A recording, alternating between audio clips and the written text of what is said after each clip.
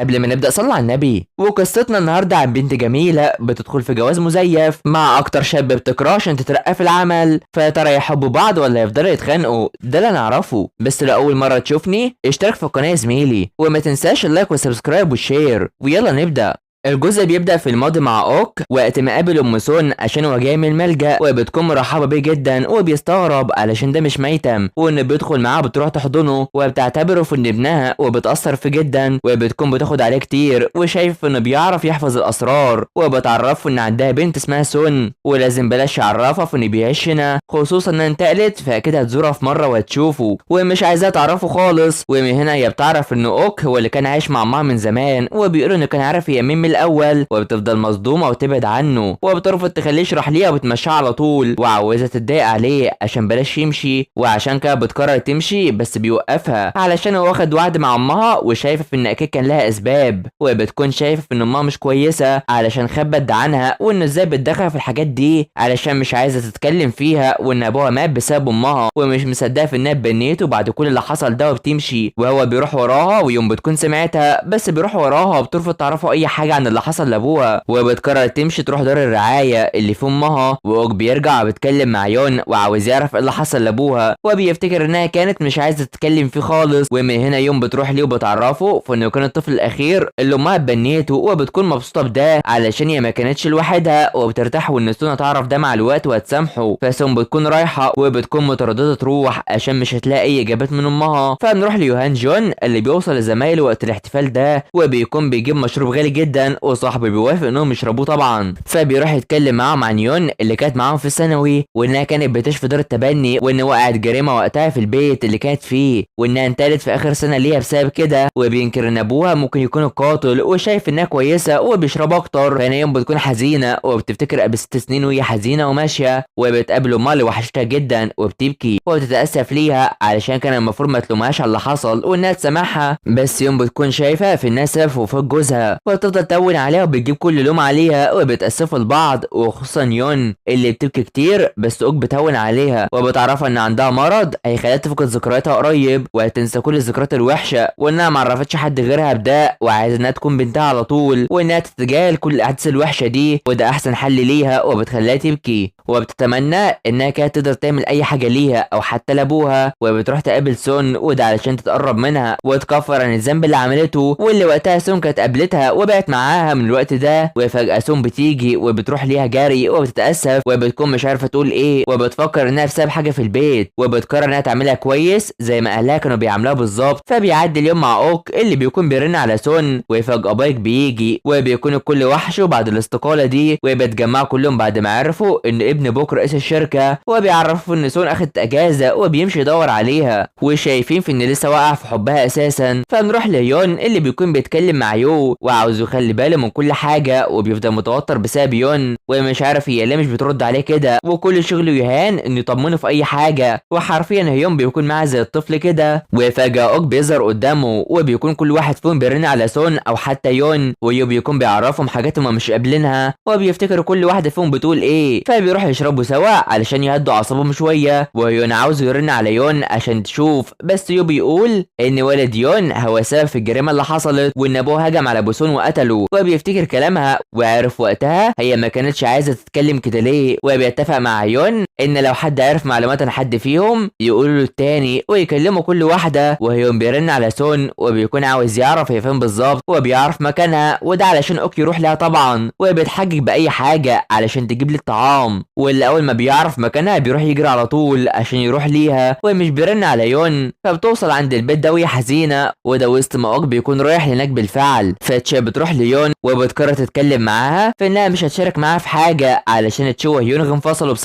بسبب اللي هي عملته، وقررت انها تتجوز من هيونغ وعايزاه تدعم قرارها ده، وعشان كده يوم بتحضنها وبتقرر انها تساعدها وتقف جنبها باستمرار، وبتتكلم معاها في ان في شخص يعرف عنها كل حاجه ويكون لسه بيحبها ولا لا، وده اللي هي بتكون بتسمع منها، وفجاه يوم بيرن عليها ولسه تتجاهله، فتشا بتروح تتكلم مع هيونغ وفجاه تشي بتدخل عليه، في حين ان ابو يون بيكون متابع البيت وبيقرر يعمل حاجه فيها بما انها قاعده وحيده، فتشا بتروح تضرب هيونغ عشان هو ازاي يتخلى عنها عشان خاطر تشيل حامل، وان الطفل ده لسه ما دخلش حياته، وبتفضل تشككه في هوية الطفل وبتسخر منه علشان هو مش مميز عشان يقع في حبه يعني. فأوك بيوصل للبيت اللي كانت سون فيه وبيشوف انها جوه بالفعل، وبيدخل وبتطلع تجري عليه وبتخبط فيه من غير ما تاخد بالها، وبتستغرب انه عارف المكان، بس في الحقيقة هو بيكون عارفه من امها ومش حابة ده، وبيكون يختفي اللي وجوده مش مريحها، وبتقول ان مذكراتها راحت فين علشان هي دورت عليها وما لقتهاش، وعشان كده واخدها قبل ما تدخل دار الرعاية، بما ان مرضها كان بيتطور كل شوية، وده وقت ما كانت صغيرة وانها وافقت عليه بسبب جدته. وسون شايفة في انها مش فاكرة حد ولا حتى بنتها، وعشان كده بيوريها صورتها وعاوزة تروح وتشوف الصور دي لوحدها، وبتكون امها شايفة في الفيديو ان الطفلة دي بنتها سون، وشايف انها حبتها وما كانتش بتبين ده خالص، وبتفضل تسمع التسجيل وبتفرح. فبنروح لمشفى مع اطمئنان تشو هيونغ على الطفل، وبيسمع صوت نبضه وبيكون فرحان، بس بيفتكر كلمة شو بيكون حزين، وكل كلامها بيجي بباله، وتشا بتشوفه انه قلقان وحزين فبتمشي معاه ومش عاوزاه يوصلها، بس هو بيصر على ده وبتكلمه انه يوقف العربية، وبتروح تنزل على طول وبتمشي لوحدها علشان هو متأكد من مشاعر تجاه هي والطفل، وممكن يندم في يوم على ده ولا لا، وعايزاه صراحة في كل حاجة. وبتشوفه انه ندم للحظة علشان لسه قلقان بما ان ده جديد عليه، وانها حبيته عشان صراحة على طول، وبتمشي وهي حزينة. فأوك بيروح يشوف سون اللي بتكون قاعده مكانها لسه، وبتكون عايز تعرف كان فين وقت ما هي بتيجي للبيت، واللي بيقول انه كان موجود في مره واحده بس، وده وقت ذكرى وفاه ابوها، وشافها وهي واقفه وبيكون مرتبك منها وبتشتم فيه وهي بتشرب السجاير دي، وقرر يديها الولاعه وبتستغرب، والحق انه كان اختفى بعد الزفاف علشان هو واقع في حبها، وكان خايف لما ينفذش وعده مع امها، وبتكون شايفه انه بيجي على نفسه على طول وبتزعله وبيقرروا يروحوا. فبنروح ليون وهي بتكتب قصصها وبتفتكر كلام هيون، وبتقرر تسمع اغاني وتعلي الصوت، في حين ان يوم بيقرر هو اللي يمشي لوحده النهارده، بس هنا ابو يوم بيقرر يدخل البيت ليها وبيكسر، وهي بتحس بيه بس بيدخل بالفعل، وبيقرر فصل الكهرباء وهي بتتضايق كتير، فبتنزل بتلاقي بقى في وشها وبتتصدم منه وبتخاف، وبيخليها مرعوبه وعاوزه ترحب بيه وهي خايفه، بس بتهدف فيه الفون وبتطلع تجري على طول لفوق علشان تتحمى منه، وبيحاول يوصل ليها ويسترن سون عليها، وبتخاف كتير علشان ده مش عادتها، وده وسط ما يوم بتكون مش عايزه تشوفه، وبتفتكر زمان وبيجيب اللوم عليها ان حد مات بسببها، وسون بتكون قلقانه وبتعرف ان القاتل اللي قتل ابوها خرج، وهو هنا بيدخل على يون وبيقرر يتكلم معاه بامر امها، ومن هنا اوك بيكلم هيون عشان يروح لبيت يون، ولسه ما بيكون بيضرب فيها اصلا، وبيجيب كل حاجه عليها وعاوز يعرف امها فين واللي هي مش عارفه، وبتكون بتشتم فيه علشان هو عاوزها عشان هي بتخاف منه بس، وبيهددها بقتل سون، وهنا هيون بيوصل وبيبعده وبيطمن على يون، بس بيروح يجرح هيون وبيضرب فيه وبيحاول يدافع عن نفسه وبيضرب فيه باي طريقه، فيوم بتفوق وبتروح تشوف اللي عمله في ابوها القاتل وبيطمن عليها وبيطمنها، فبيعدي الوقت وبتعالجه والشرطه بتيجي، بس يوم بيكون معاها وبيطمنها، وهي فجاه سون بتوصل وبتخاف عليها